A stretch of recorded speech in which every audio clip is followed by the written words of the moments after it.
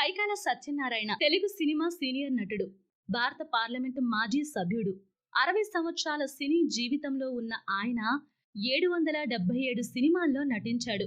ఒక నటుడిగా అతను పౌరాణిక, సాంఘిక, చారిత్రక, జానపద పాత్రలు చేశాడు. హాస్య, ప్రతినాయక, నాయక భూమికలెన్నిటినో పోషించాడు. తాను పోషించిన వైవిధ్యమైన పాత్రకు గుర్తుగా అతను నవరస నటన సార్వభౌమ అనే బిరుదును పొందాడు. తెలుగు సినిమా పరిశ్రమలో ఎస్వి రంగారావు తరువాత అలాంటి వైవిధ్యభరితమైన పాత్రలు పోషించిన వారిలో ఈయన ఒకరు.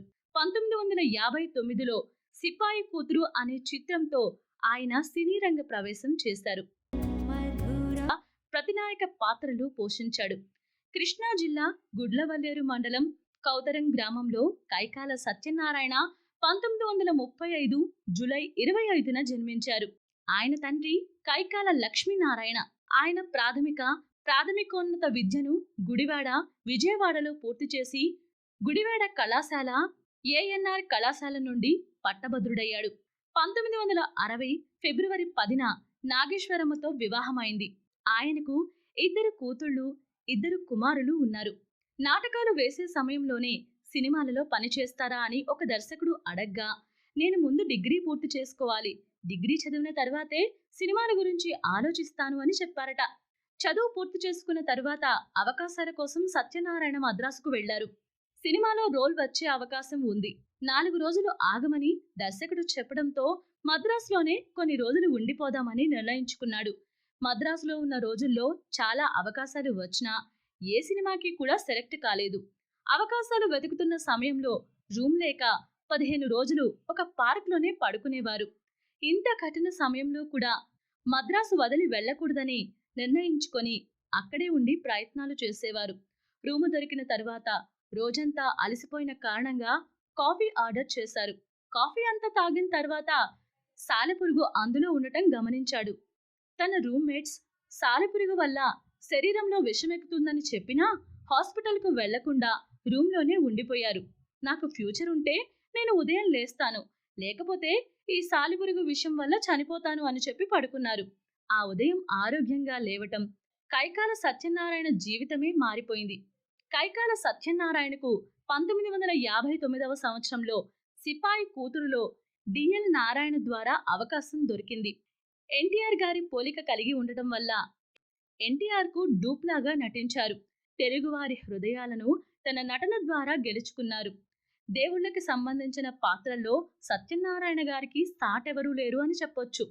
యముడుగా, రావణుడిగా, దుర్యోధనుడిగా నటించి ఆ పాత్రలకు జీవం పోశారు. 1996 సంవత్సరంలో తెలుగుదేశం పార్టీ తరపున మచిలీపట్నం నియోజకవర్గం నుంచి లోక్సభకు ఎన్నికయ్యారు. సత్యనారాయణ ఆరోగ్యంగా ఉండాలంటే మంచి అలవాట్లు, మంచి ఆహారాన్ని తీసుకోవాలని భావిస్తారు. జీవితంలో ఎక్కువగా బాధపడకుండా ఉండటమే మనిషి ఆరోగ్యానికి సహాయం చేస్తుందని కూడా చెబుతారు. కైకాల సత్యనారాయణకు 2011వ సంవత్సరంలో రఘుపతి వెంకయ్య అవార్డు, 2017లో లైఫ్ టైమ్ అచీవ్మెంట్ అవార్డు కూడా ఇవ్వడం జరిగింది. తన నటన ద్వారా ఎలగంభీరమైన కాయంతో, కంచు కంఠంతో సినిమాలలో వేషాల కోసం సత్యనారాయణ మద్రాసుకు వెళ్లాడు. అతన్ని మొదటిగా గుర్తించింది డిఎన్ నారాయణ. 1959లో నారాయణ సిపాయి కూతురు అనే సినిమాలో సత్యనారాయణకు ఒక పాత్ర ఇచ్చాడు.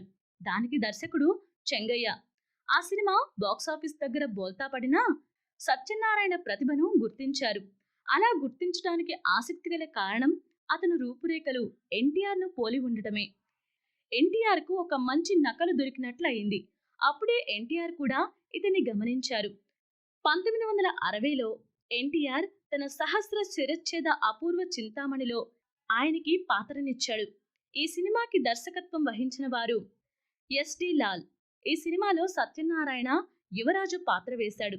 సత్యనారాయణను ఒక ప్రతినాయకుడిగా చిత్రించవచ్చని కనిపెట్టింది బి విఠలాచార్య. ఇది సత్యనారాయణ సినిమా జీవితాన్నే మార్చేసింది. విఠలాచార్య సత్యనారాయణ చేత ప్రతినాయకుడిగా కనకదుర్గ పూజా మహిమ సినిమాలో వేయించారు. ఆ పాత్రలో సత్యనారాయణ సరిగ్గా ఇమడడంతో తర్వాత సినిమాల్లోనూ అతను ప్రతినాయకుడిగా స్థిరపడిపోయాడు. ప్రతినాయకుడిగా తన యాత్ర కొనసాగిస్తూనే సత్యనారాయణ సహాయ పాత్రలు కూడా వేశారు. ఇది ఆయన్ను సంపూర్ణ నటుణ్ణి చేసింది.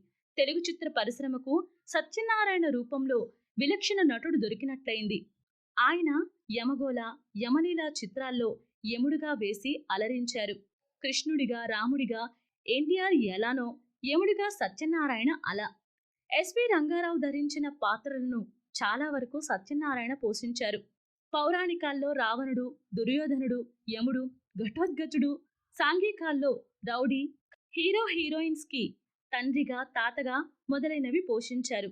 సత్యనారాయణ రమా ఫిల్మ్ ప్రొడక్షన్ అనే సంస్థను స్థాపించి ఇద్దరు దొంగలు, కొదమసింహం, బంగారు కుటుంబం, ముద్దుల మొగుడు సినిమాలను నిర్మించారు. మా ఛానల్ని వెంటనే సబ్స్క్రైబ్ చేసుకోండి.